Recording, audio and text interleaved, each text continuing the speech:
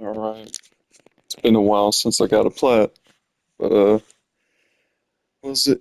I was playing I played Tools of Destruction, which came out before trophies were a thing on PS3. Going from the PS2 games to Tools of Destruction, I was like, oh man. I was like, it's kind of conflicting because I was like, this is really cool. It's really cool seeing like updated Ratchet and Clank with like more modern controls, more modern graphics, but like it doesn't quite feel the same.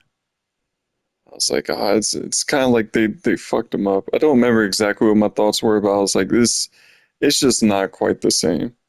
And then Quest for Booty, uh, that one's very short. You can complete that in like 2 or 3 hours. Also doesn't have any trophies. I really love Quest for Booty, just for the just for the Union guy on the one island who like he's always talking about the Union or whatever. And I remember you bring up that little map to him or whatever. And you're all like, "Oh, can you read whatever the language is, like Dicehedron or whatever?" And he's like, "Dodeca, what?" He's like, "The only language I know is the language of worker solidarity." I was like, "This is probably the best game in the whole series. Holy shit!" But no, seriously though, what was it the next game? A Crack in Time. I already had the platinum for that. That was my childhood Ratchet and Clank that I played the most. I played that one. I played All for One as a kid, and I had played Quest for Booty, but Crack in Time was my big one as a kid. And I had seen online, like just throughout the years, that apparently that one was disappointing and a letdown in the series. I don't know. I replayed it and I'm like, this one's peak. This is the best one in the series. Like, not even the nostalgia. Like, just like, I mean, really, there's not much. I don't know. There isn't much nostalgia for me in that game. I don't feel like just because I've just played it throughout the years here and there. I'm kind of used to it. It isn't like unlocking memories. It's just I just think about when I played it a couple years ago. But was it? It's I'm like, damn, dude. I'm like comparing this to all the other ones I just played. I'm like, of course, graphics are peak. The cinematics, like, they're actually trying to do it kind of like a movie, you know? Like, it almost feels like you're playing through a kid's movie. I'm like, oh man, the gameplay. I'm like, damn, they do so much with it, man. They do so much with it, and it's so good. I don't understand the hate.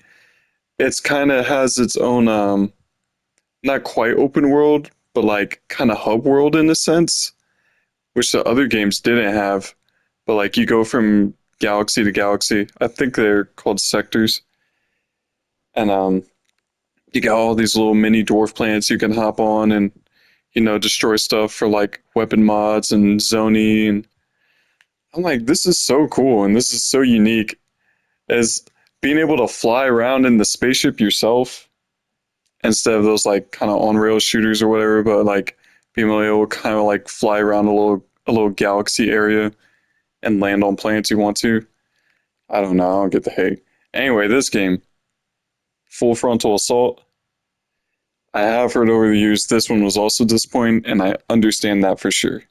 It's like a tower defense, kind of. You're running around. It's not top down. You're like actually running around. And you place little towers, but it's extremely easy, and there's truly only like 3 levels. I mean, really only 2 levels, really. The first level is like a training level.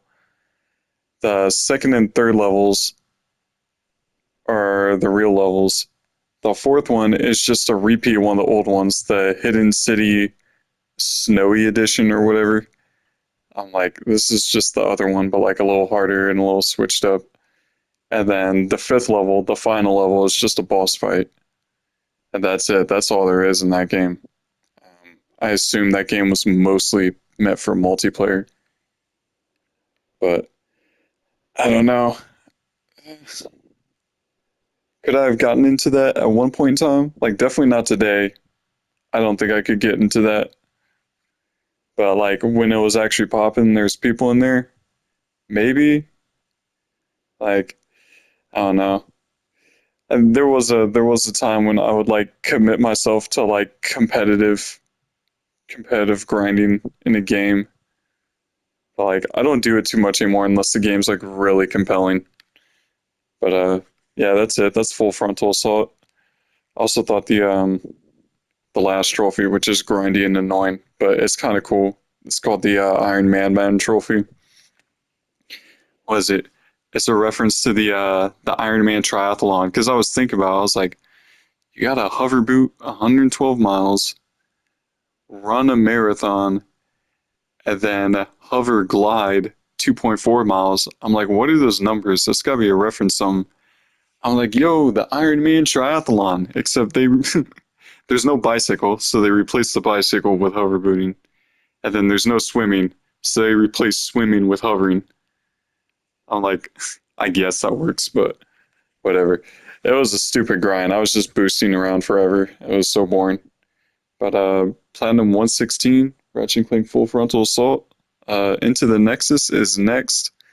I really don't know what that game's like. I don't know what it looks like either.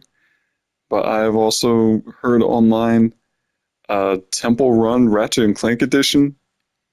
Please don't tell me it's that bad, but I don't know. I really don't know.